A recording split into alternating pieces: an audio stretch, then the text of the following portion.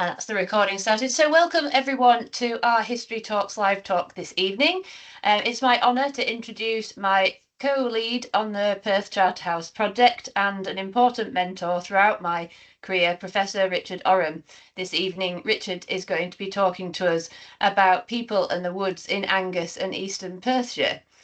Richard has recently retired as the Chair of Scottish Medieval and Environmental History at the University of Stirling, where he had worked since 2002. He's an interdisciplinary historian who probably needs not a lot of introduction to most of the people here, but I'm going to do it anyway.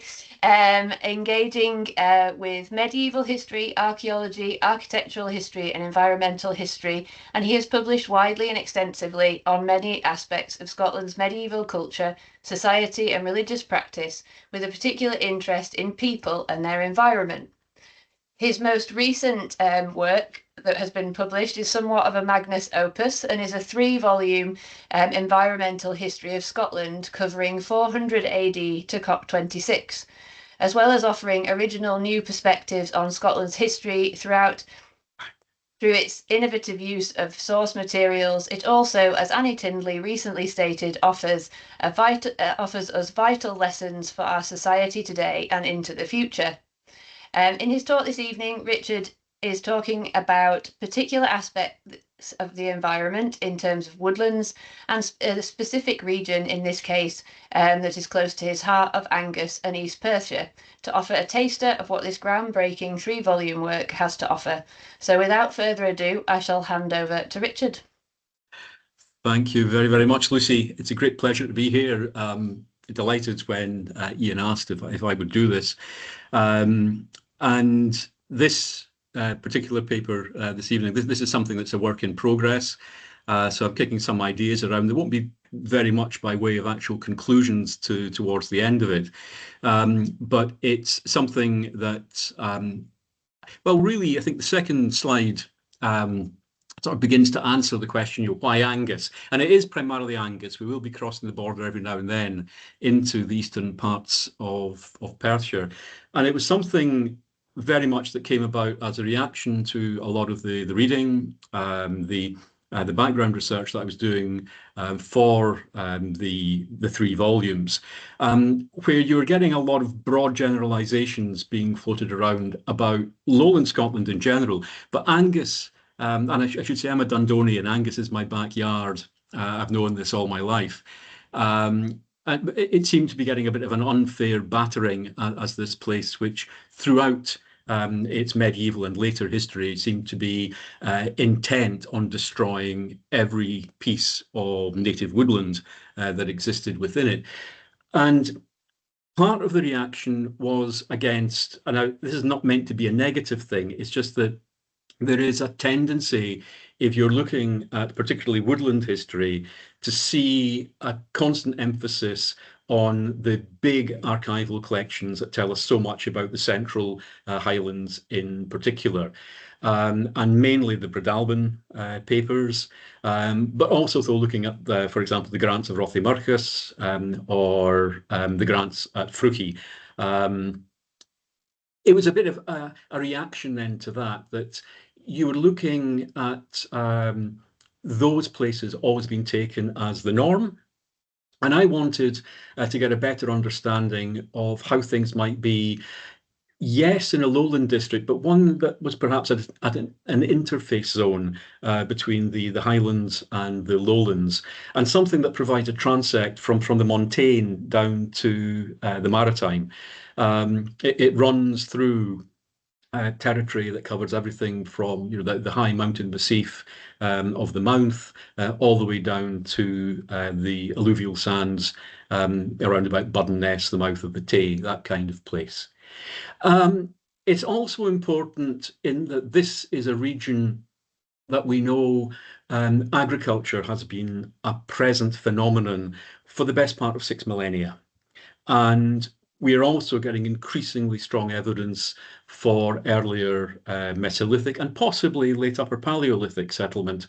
So pushing it deeper and deeper into the early Holocene. So it's to try and get an understanding of levels of interaction, how a human presence and interaction with the physical environment around them might have influenced that physical environment, but also how it influenced the human communities who were moving through it. Now, this evening, my chronology is going to span from the peak of the medieval climate anomaly. So we're looking really from the middle of the 12th century, earlier 13th century. The MCA goes back another century and a half earlier than that, but would take it from that peak point through to the latter stages of the Little Ice Age, not going all the way down to 1850, really not going much deeper or closer to present than 1750 or thereabout. And just to start to, for those who are not familiar with these climate eras, despite their names, we've got to bear in mind that neither of them are ages of unbroken climatic conditions. So the medieval climate anomaly, or the medieval warm period, as it was often referred to previously, was not universally warm and dry. And similarly, the Little Ice Age was not relentless, unending cold and wet. So even during the peak of the Little Ice Age, for example, in the 1220s to 1230s, there were episodes that were intensely cold and stormy. So 1227, 1232, these are the fifth coldest and coldest years in Scotland in the last 800. And that we know from the Cairngorm tree ring analysis. But the big thing that we do need to be aware of is that from about 1400 onwards, for the best part of 450 years, cold and wet predominated in that period. And it's something that Ross Farmer is there. He'll remember me going on about this at great length in my Little Ice Age class, that 6-degree grass growth threshold, daytime temperatures, anything that is not breaking through 6 degrees, you are not getting grass growth.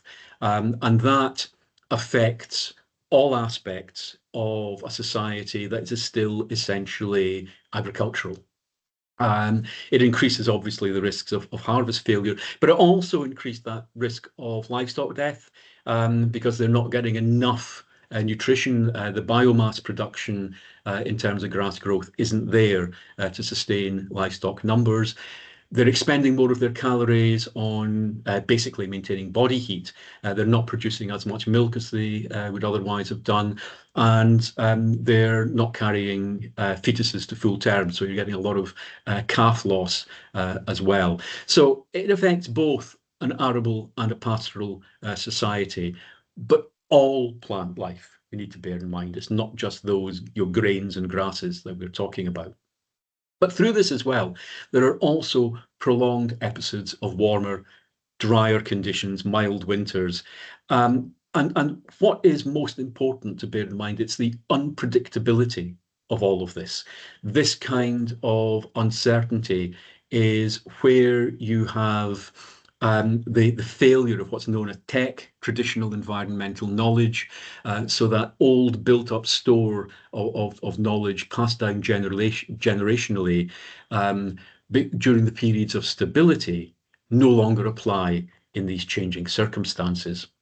Now, the next few slides, I'm just going to run through them quite quickly. It's the technical side of it, if you like. And I'll be asking you detailed questions about these graphs later on. The main thing to bear in mind, this particular one, it's the bottom graph that is the important one here. This is a 20-year-old data set that is being expressed here. It's much more nuanced now. What you're looking at is not absolute temperature variation. This is deviation from the mean across that era of 1,000 years. The red box relates to the depths of the Little Ice Age, and you'll see that this is a period where you have got these very deep troughs emerging from after 1400 through to the late 15th century. Then again in the 17th century, especially at the end of the 17th century, that's the 7 ill years.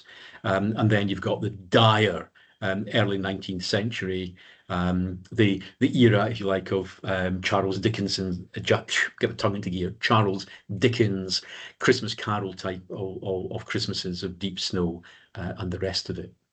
So that gives you more of an idea of the weather trends across that period. And this kind of information is built up from sources such as this. This is, again, a graph looking at the speleothems from the Weemantarter caves in Trallegill over in Assynt. And this is a measure of basically precipitation, mainly winter precipitation, and it's based on the laminae, the yearly growth rings in the fine limestone deposits, the stalagmites and stalactites, which are the speleothems in these caves. So this is water percolating through into the caves from the peat on the land overhead. And again, if you look to about from about 1300 onwards, you see that great peak of increased wetness. That is the worst of the Little Ice Age, and various peaks crawling on through there down to present. So these are the types of data that we use to construct the climate models from which we're able to see how the growing conditions for the trees are affected. And this isn't an attempt to do a variant on the Bill Clinton, it's the economy, stupid. It isn't all about environment. It is also about how we chose to respond to environmental change, to the weather that climate is bringing with it, climate change is bringing with it. So it's not in any sense meant to be a climate determinism argument that, oh, it got colder and wetter, so the trees stopped growing. That's not at all what I'm trying to argue. The final data sets are still being worked through. They're getting increasingly rich. There are newer ones for outside this area starting to emerge for Southeast Scottish oak, but it's the North and South Cairngorm pine tree rings that have given us a real breakthrough as they allow us to look at the kinds of conditions that we could expect to see in the territories fringing the Cairngorm Massif to north and south. And of course that affects the North Angus glens, which is one of the main areas that I've been looking at recently. And looking at the data from these tree rings, the narrow growth rings that tell us that you're looking at particularly cold and unsuitable conditions for the development of the trees. Some of the worst episodes, the 1690s, of course, during the seven ill years. That period, if you look at the equivalent in mainland Europe, saw tree lines in the mountain areas drop by up to 200 meters. Now that kind of loss of tree height here did not happen, but we did see a decline. The tree line moved down the mountainside during these periods of peak coldness. Now, I apologise for the quality. It is blurred. This is because it's actually blurred in the original John Donald book. This is from John Gilbert's still wonderful hunting and hunting reserves in medieval Scotland. And it's an extract of his map of the location of forest in the 13th century. In the Angus and East Perthshire area. And I start with this really because one of the things that I'm still having to address frequently is the myth of a great blanket of woodland cover across much of upland Scotland. This is something that all the way back to Cosmo Innes in the 1860s, and much more recently by Chris Smout in two very hard-hitting pieces of work, trying to take apart this idea of the Great Wood of Caledon and these forests that survive until, depending on who You want to blame a series of villains of the peace emerge in the 17th, 18th, and 19th centuries, who led to the devastation of the Highlands in its loss of forestry. And the reason that they're here is, one, emphasize there are forests within the area that I am looking, including down there 40, the forest down on Budden Ness at the mouth of the Tay, and extending up into Monifiech Law area. But then you've got there forests 30, 31, 32, 33, and 34 that run along that Highland-Lowland interface. And if you read some of the older texts, and here I'm talking mainly 18th and 19th century, you would be given the impression that until the medieval mismanagement and the post-medieval mismanagement of these areas, these were zones of dense forest as we understand that term now. And of course, as John Gilbert really set out phenomenally well back in his 1979 PhD thesis, this is land under forest law. It's land where trees existed. There were areas of woodland, some of it quite dense, but it is an area of jurisdictional impact that you're looking at, rather than something that is the great forest of blanket, close canopy woodland that has been constructed in the minds of some of the later 18th and 19th century authors, and is still there in some of the more romantic representations of what Scottish Highlands might look like if we allowed woodland to regenerate naturally. So just wanted that one up there to set it into context, and then look across here from the Sidlaws, looking over, that's Blairgowrie in the middle distance, and you're looking up over the territory that was formerly the forests of Drimmy, and to the right, the forest of Aelith. And yes, clearly, in some of our earliest charter references to them, we've got clear evidence that these were partly wooded. And so this is King Malcolm IV's foundation, or one of the early charters to the Cistercian monks of Cooper Angus, who ended up controlling much of this territory as part of their estate. And he gave them pasture in my forest of Drimmy for the abbey's own animals, on condition that these animals returned to their own ground every night. So you've got grazing there, except for the wild horses. They don't have to be driven back. Also, all easements in my forest of Drimmy and Cluny, which is further to the west, necessary for the monk's own use. That is timber, wood, bark, pannage, charcoal, and other easements. And there's certain bits. Now, we need to bear this in mind, that this is charter formulae that we're looking at. This is what the clerk who chose this particular formula version of a charter to fill in the blanks with, that it contained a list of what would be expected to be available within a forest area.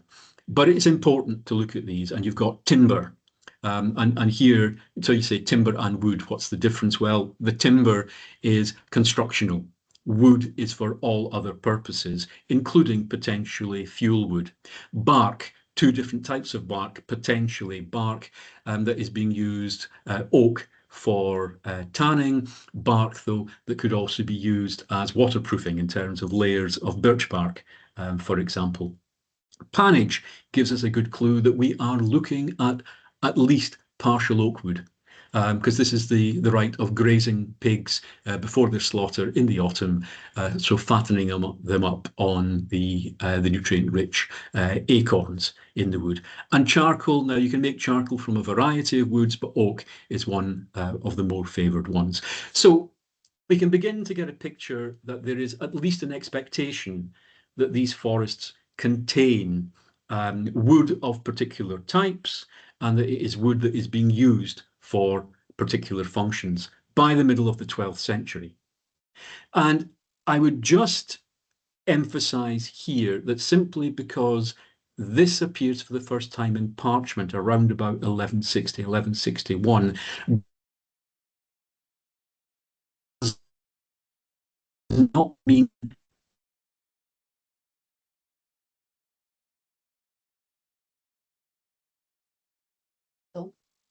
Can everyone else hear Richard, or is it just me? Is he frozen?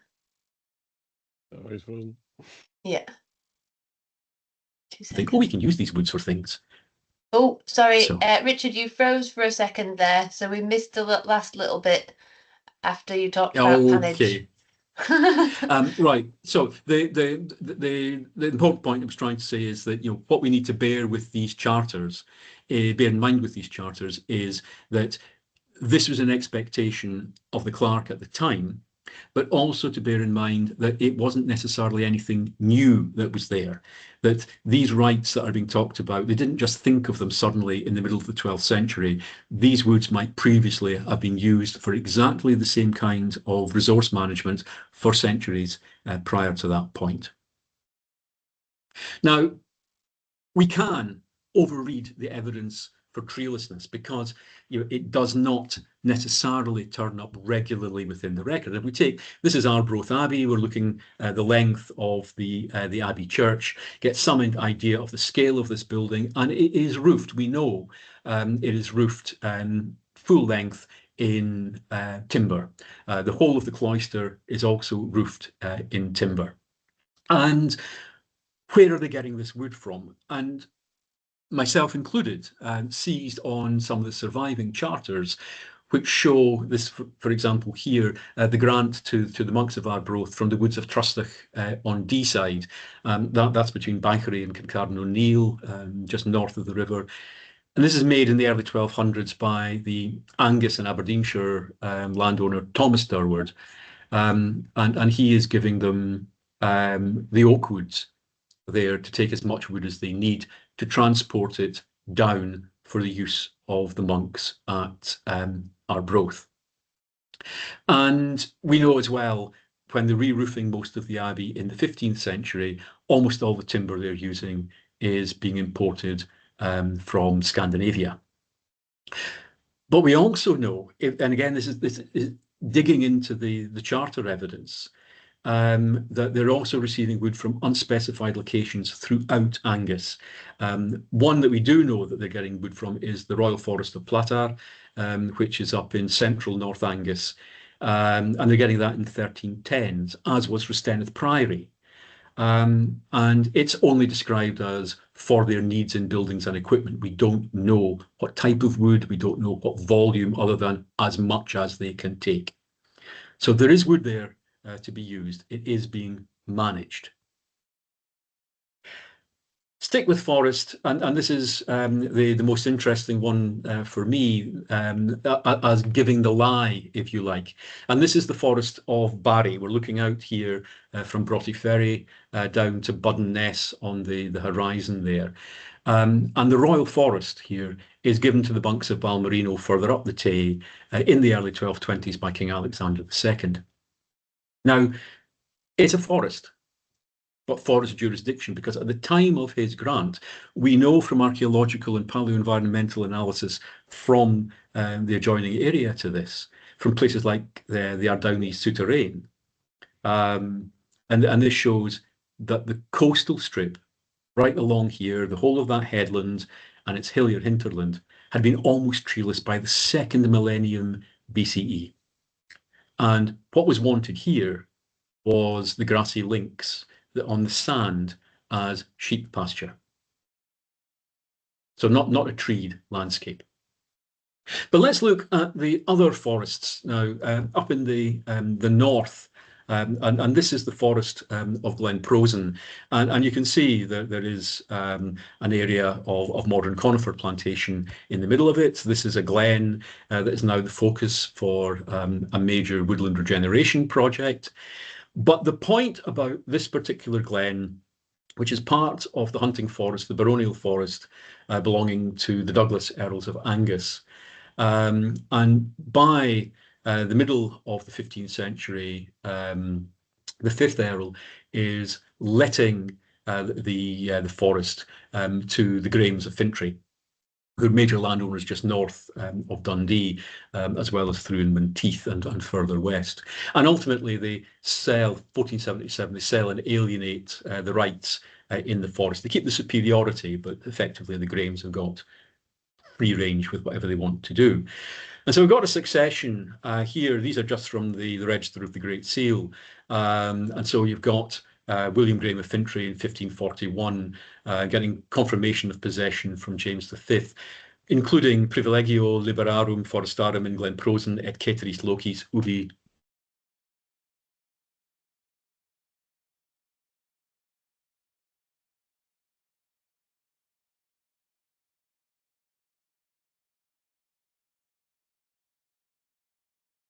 Richard, you might have frozen again. Oh, when? You were saying Latin from the quote on the tree. Right, okay. So it was midway through Latin quote. Oh, it might have gone again.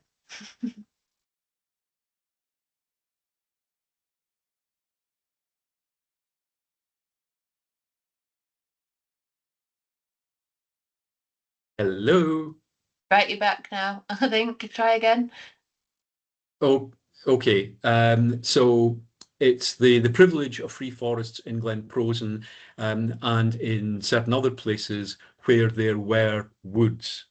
And the important bit with that one is it's the past tense, fuerunt, which is an absolute where woods had been but were no longer. So it's the free forest right that you've got. Now, that might seem to be quite definitive until we get the following year, where you're getting the privilege of splitting and cutting trees in the forest of Glen Prosen towards the necessary maintenance of the buildings of the said land, ploughs, harrows, etc. So we seem to have a contradiction here. They're getting the right to cut timber, but the previous charter had said there is no timber. Now, if we look at the maps, the earliest mapping of this area by Timothy Pont. This is Robert Gordon's reworking of Pont's late 16th century maps of the area.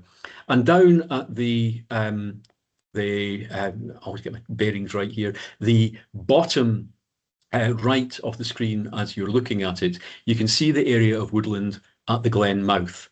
Behind it, the glen beyond the place called Carcally is, and Glencally as it is now, is woodless already by the late 16th, early 17th century.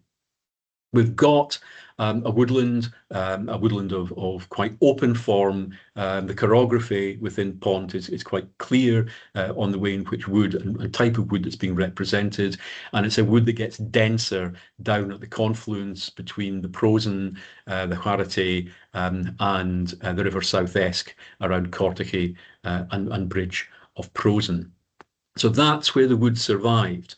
The upper part of the glen, where a lot of the current emphasis is now focused, appears to have been woodless for centuries. Now, not totally, that's the point we need to perhaps bear in mind, but there is no significant area of dense woodland within that.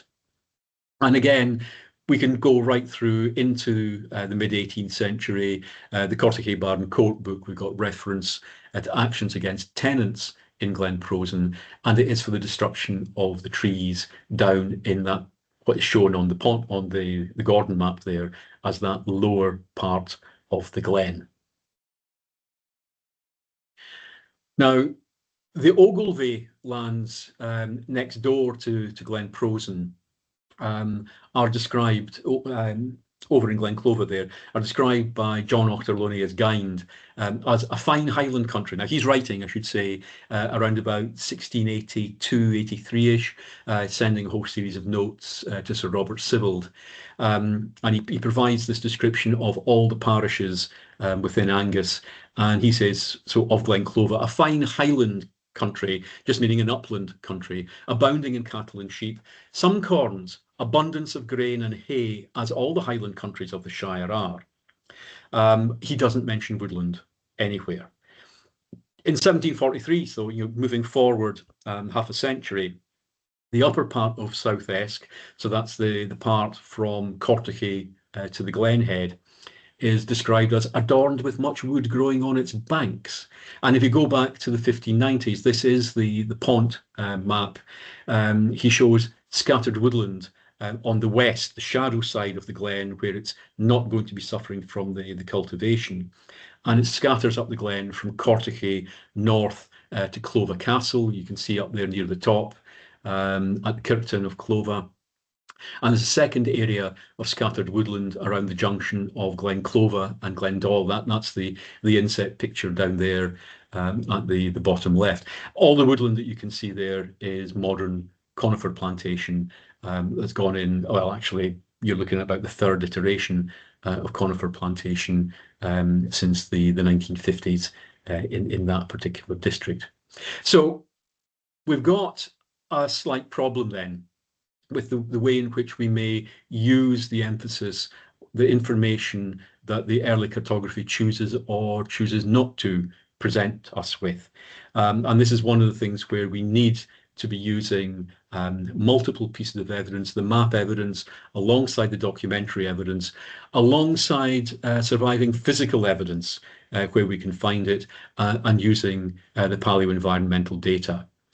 In Glen Clova, the woodland along the south side or the west side of the glen from Cortachy up to the Kirk of Clova survives mainly as a scattered, open, primarily birch woodland interspersed with quite a few self-seeded sitka along that stretch.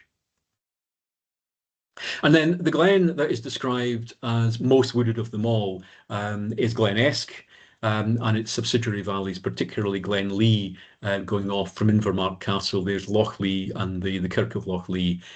And this is described as being a well-wooded territory, particularly around the Lindsay's hunting lodge there at Invermark Castle. Unfortunately, apart from the area of again, primarily birch and alder woodland with a few old growth oaks scattered through it, extending down the glen. All the other woodland in this area is again relatively modern forestry plantation. The big problem here, unfortunately, was after 1715, the forfeiture of the then owners, the Malls of Panmure. The lands were bought by the York Buildings Company, and this is one of their most notorious pieces of asset stripping, woodland felling. So all the valuable timber is being stripped, or not all, a large amount of the valuable timber at that time is being stripped out. Now, this is just taking the Pont map of Glen Isla, and this is one of the glens I've been looking at in quite a fair bit of depth, because this is where Cooper Angus Abbey provides us with some very rich record detail going back into the middle of the 15th century. And there are problems. I have searched for years now for evidence anywhere else for the wood of Stranraer, which is the smaller sample up there at the top right. This is right up at the glen head. If you can see it on the large map, it's right up there at the top towards the right. There is no place named Stranraer in that area. The hill that is shown there, we'll come to shortly, is Cajerig. But there's no trace within the peat bogs in that area of the wood. It turns up on all subsequent iterations of the map, and it may be one of these ghost woods that just has a tendency to recur. But as you carry on down, you've got the wood on the west side of the glen. You might see Glen Beanie in large print in writing there in the woodland north of that. That is the wood of Craig Tarori.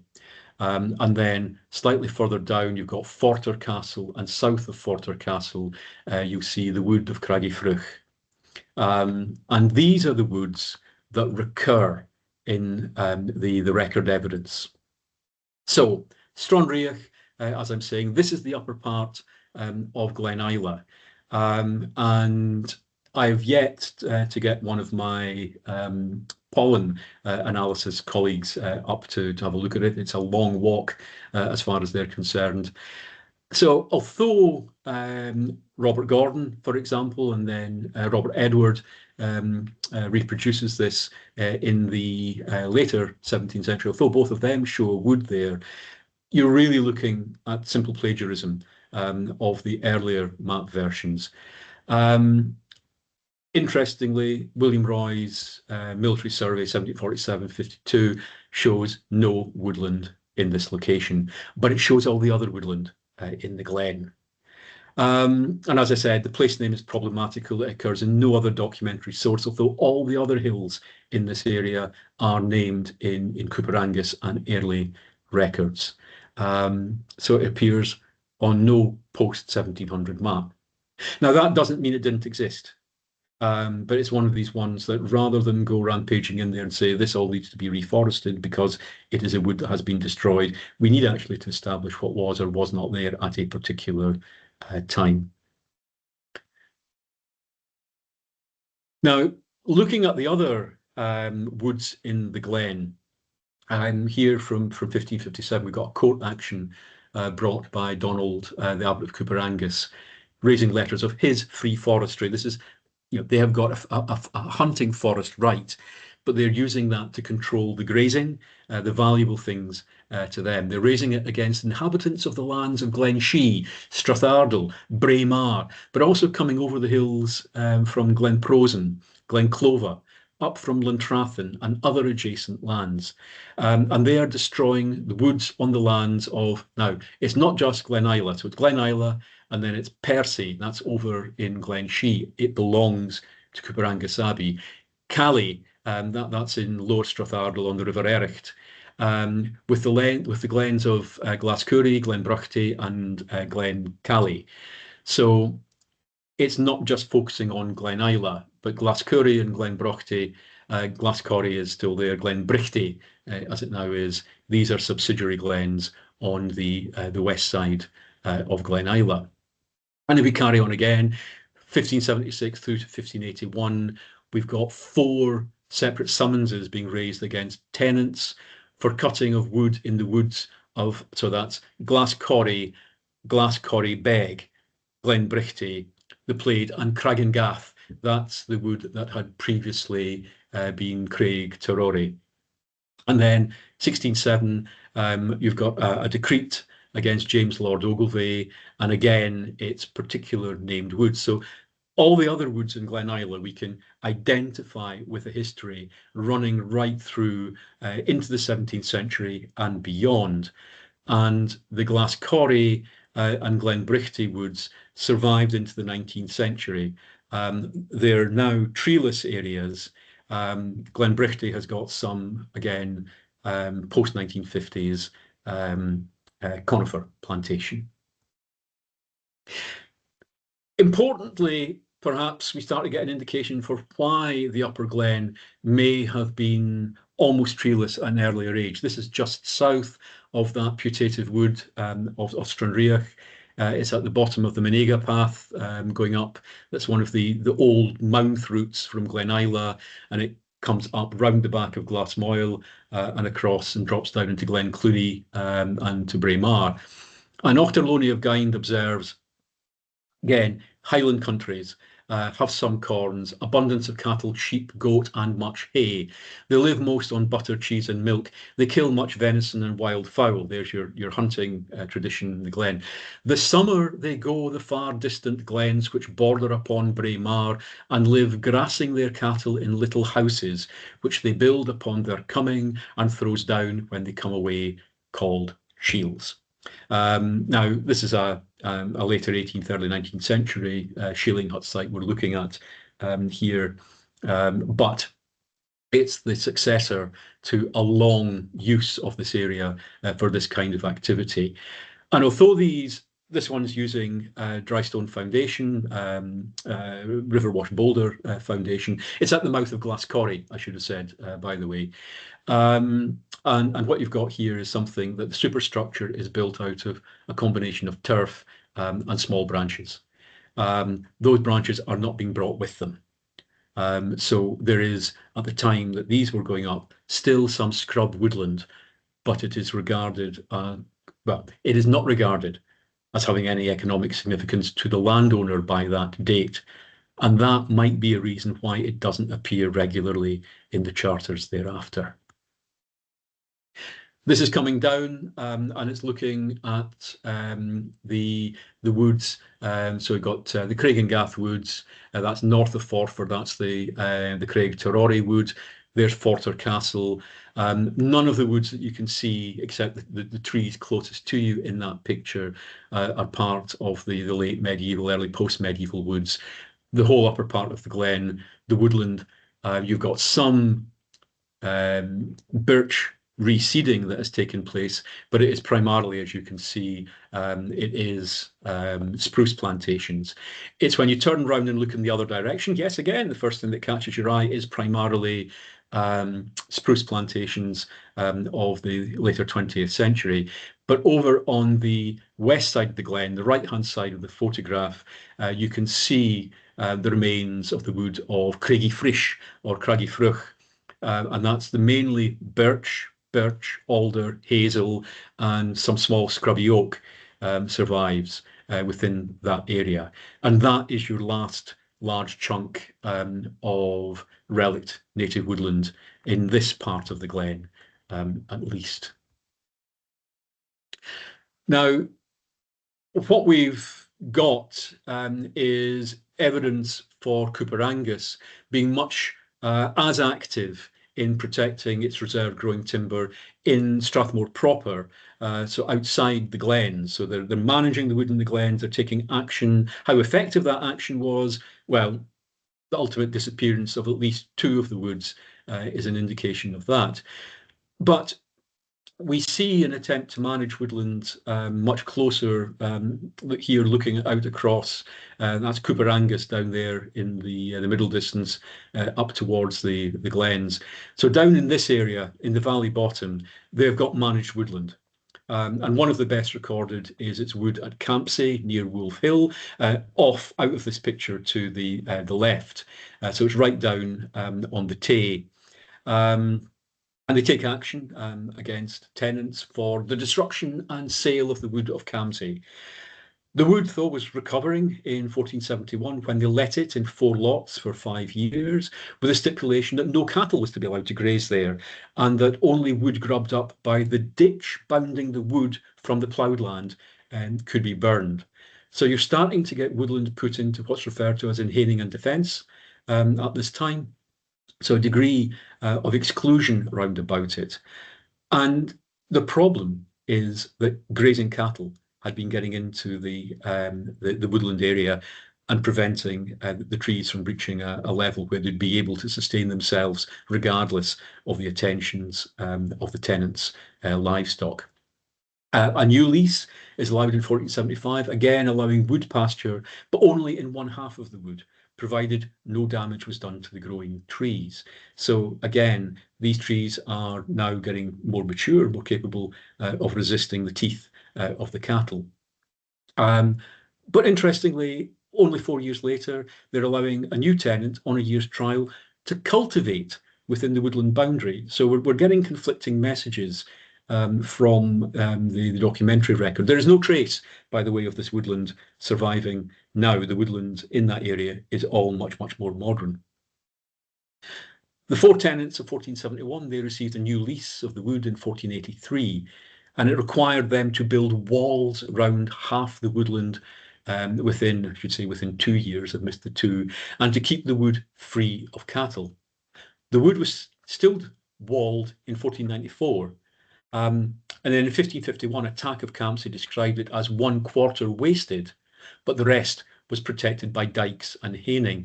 So rather than a free-for-all woodland destruction, you have got an attempt at conservation of woodland within managed areas.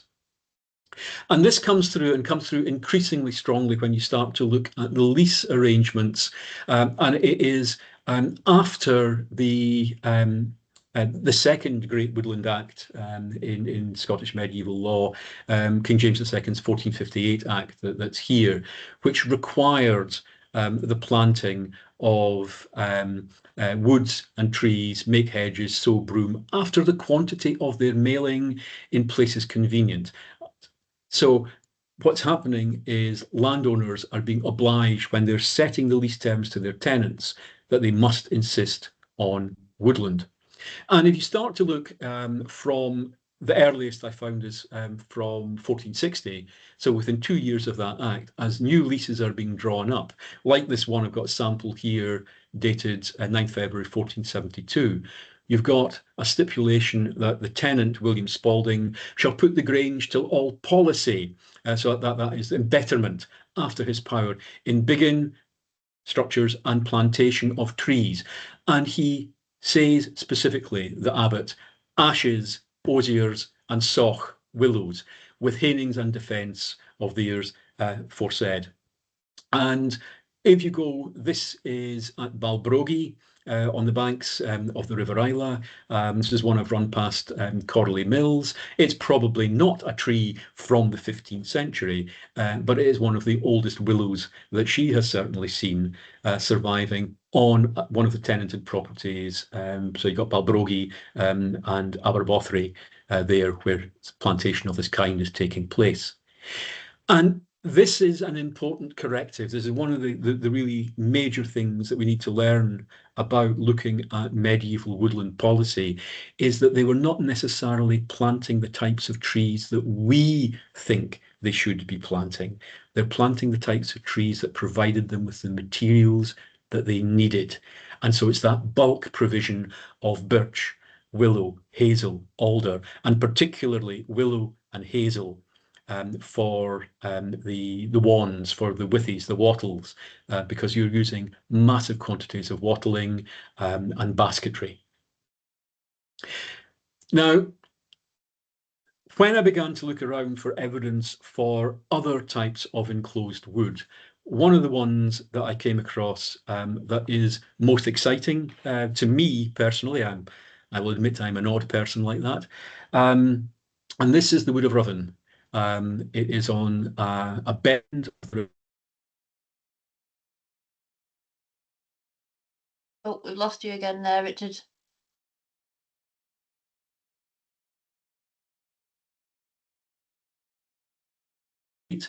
and you've got two extracts from it, where you've got Rylas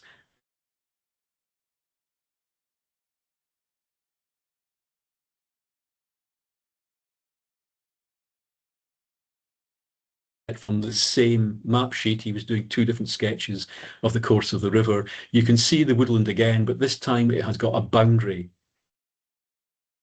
Robert Gordon, there above Ruffin, you have got the woodland between Ruffin and Inverqueich on the north side. And then, very interestingly, in Robert Edwards' late 1670s, early 1680s map, there is the wood again, but it is shown with a fence, unlike the wood that you can see further up to the north by Airlie Castle, which is shown as unenclosed. And what got me about this, I hadn't yet visited it when I'd identified it on the map. And this is described by Ochterlony in the early 1680s as a pretty oak wood. And it's, to my knowledge, one of the finest examples of an old managed outgrown coppice oak plantation in east central Scotland. It stands partly, potentially, on an area of former rig cultivation. Now, the trees that are there are not necessarily that hugely old. This is still being managed by the Airlie estate as coppice, oak coppice, in the 1840s and 50s. It's also been messed around on its eastern edge by some modern conifer plantation. But I can trace this in surviving records certainly as far back as 1504 and probably earlier. So you've got the woods being named in the charter there. In 1563, it's their confirmation of the lands of Brigton of Ruthven with the wood and forest, etc. And right through 1840s, 1850s, the Ogilvies of Airlie still managing it. And this is just two views of the wood.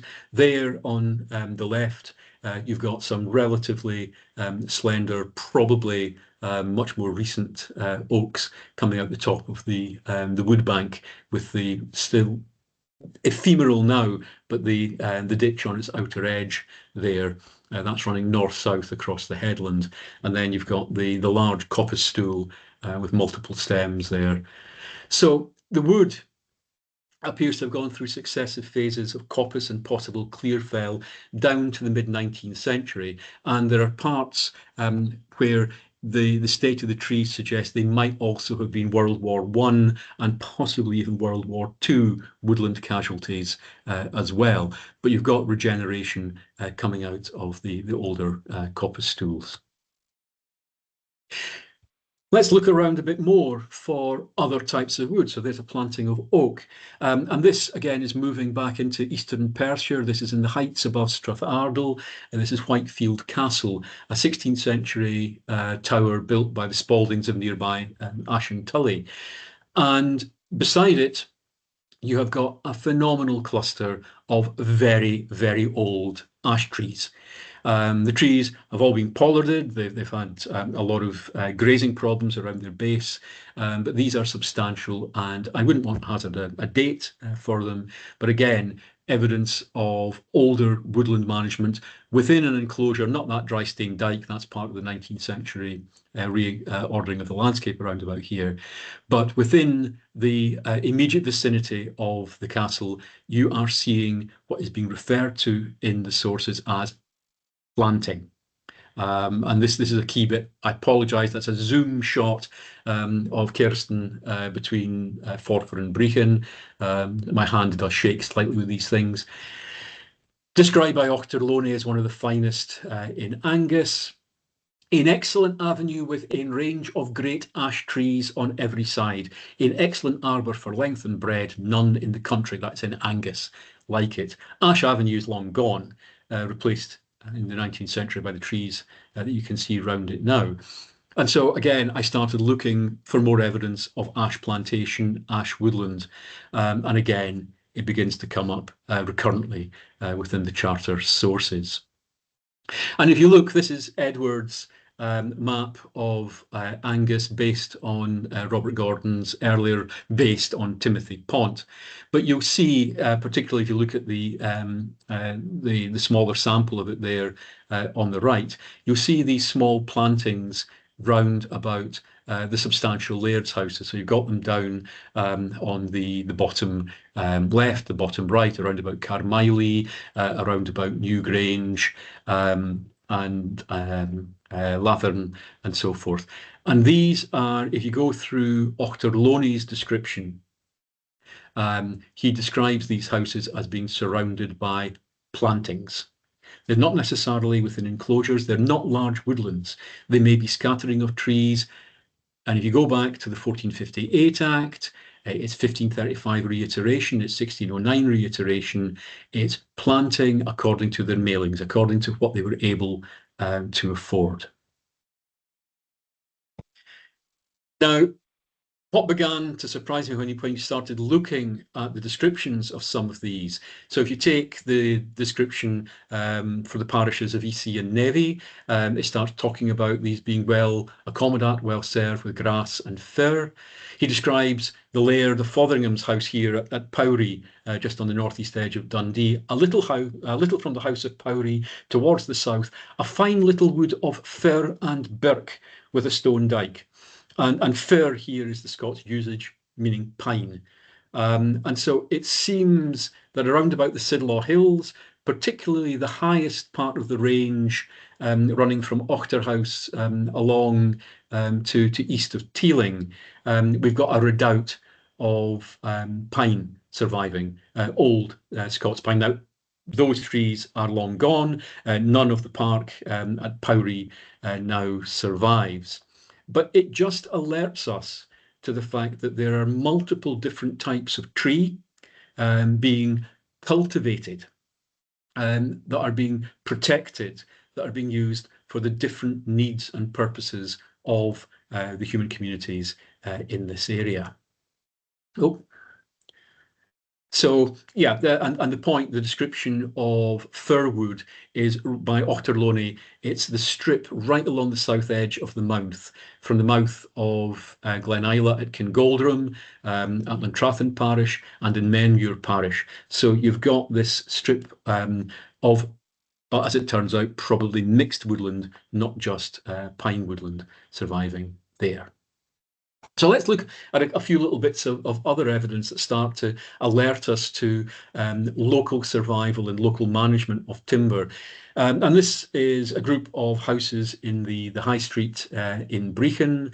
There's a series here, that's Norman Mackenzie's house in the middle. And dendrochronological analysis of timber from some of the houses in this area.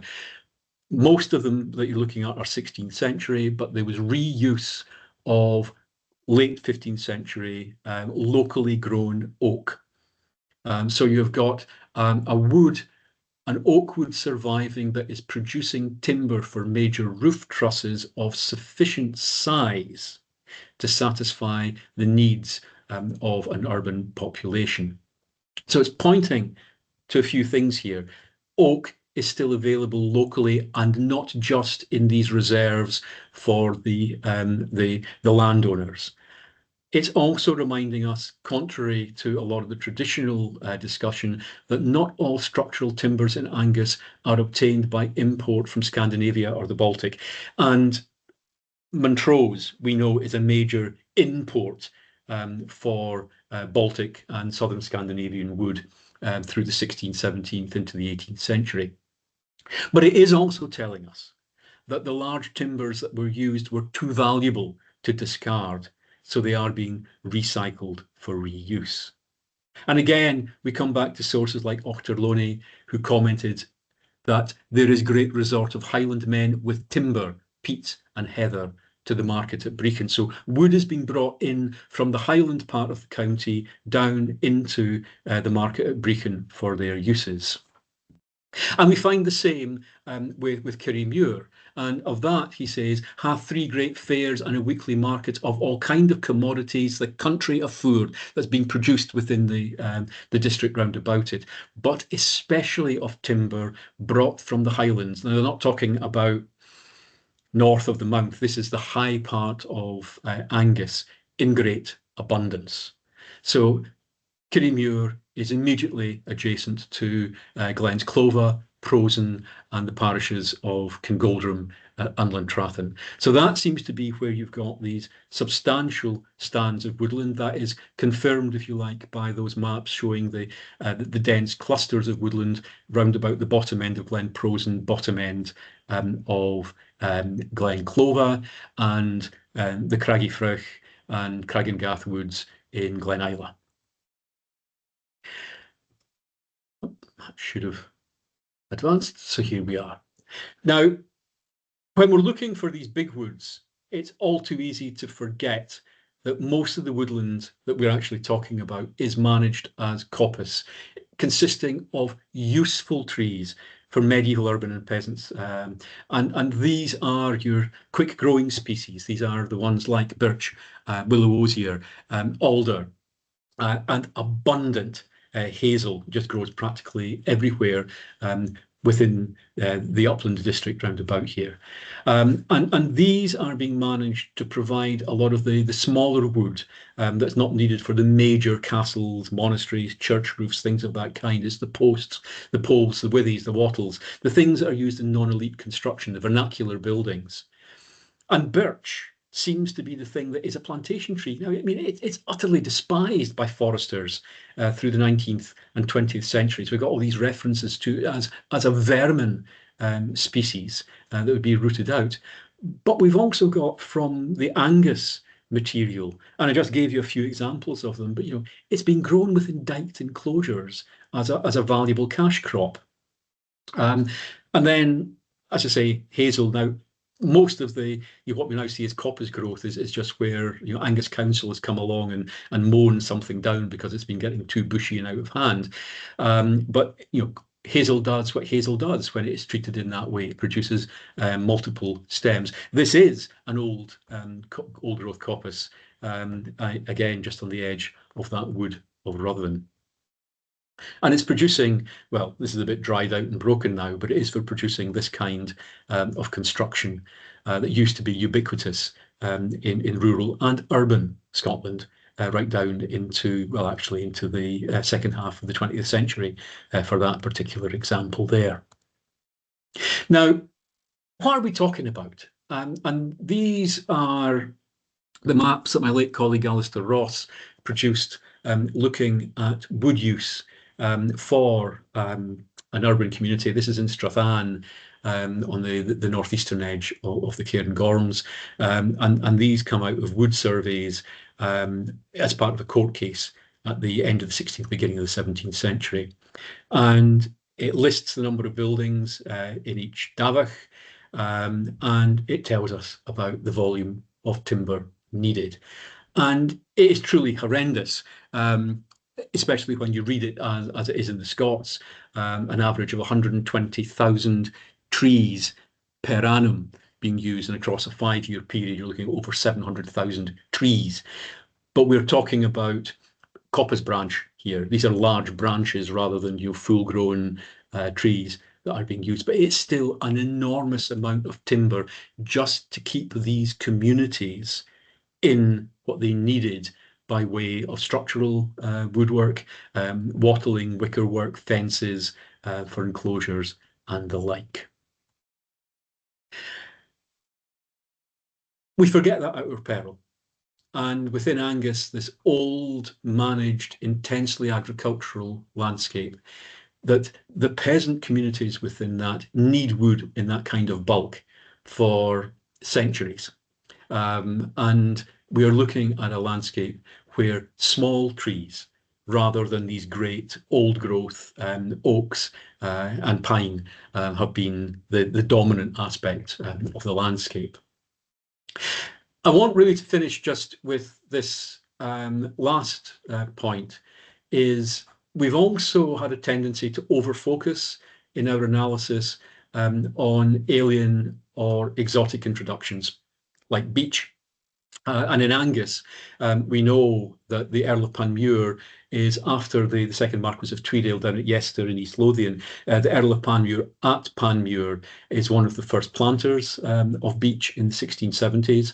And you might remember from Edward's map, right down in the bottom left of the part that I showed, you had the great walled enclosure or fenced enclosure, and this is the new park at Panmure, within which Panmure had been planting substantial amounts of beech. Now, beech is a prolific self-seeder.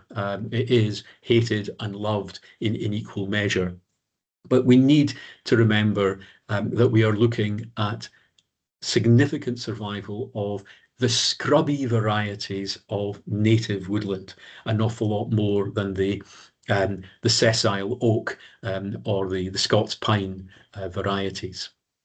We also need to maybe put out of our heads that that there are large-scale plantings everywhere of European larch. It's the classic one that's taken for the late 18th and early 19th century, particularly the Duke of Athol's vast plantations right across the northeast of Perthshire. He didn't introduce it. His ancestor didn't introduce it. It's something that's been brought in for medicinal research in the 1670s into Edinburgh's physic garden, but there's a big myth grown up about it. These are the ones that capture the imagination. But if you start to dig into the record, you find that Scots pine or mountain fir is also being planted in some more lowland districts by the early 1700s. We have got estate records thanking the Earl of Breadalbane, for example, for gifts of pine from his Western Highland, Western Perthshire and Argyll estates, which were then brought over into the Tay Valley around about the Nairn estates between Luncarty and Murphley. And some of the Scots pine that still survives in that area may be redoubt, relict woodland. We need to do some more genetic analysis on these trees, but they might also be self-seeded descendants of some of these blow-ins from the Breadalbane estate in the west of Scotland in the early 1700s. So these were, for me, some of the main things that are coming out looking at Angus. It's unremarkable. You might well say that a lot of this we know from other areas, but we have not looked in this kind of depth at Angus papers. We've tended to look at the designs of the great walled enclosures around places like Panmure, and of course the fantastic walled grounds of Glamis Castle.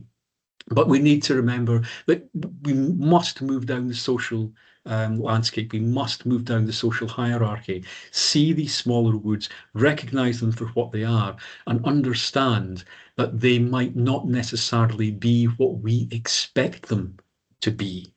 And that trees that became despised as verminous growth in the 19th and 20th centuries were as prized, if not more prized, by these small rural communities and their lairds than these great hardwood timbers that we place such great store by. I hope you're still there. Yes, we're still here. Many thanks, Richard. That was fascinating. I think the variety of wood actually. I knew there was a much more variety in the woodlands in that period than I'd probably given credit for, but I hadn't quite thought about how many varieties they would have been prizing, and that sort of misunderstandings about what was the most important varieties seems to be something that we really need to focus on more, to think about the majority of people and what the majority of people were trying to use. I was just going to open the floor to questions. We haven't got anything in the chat at the moment.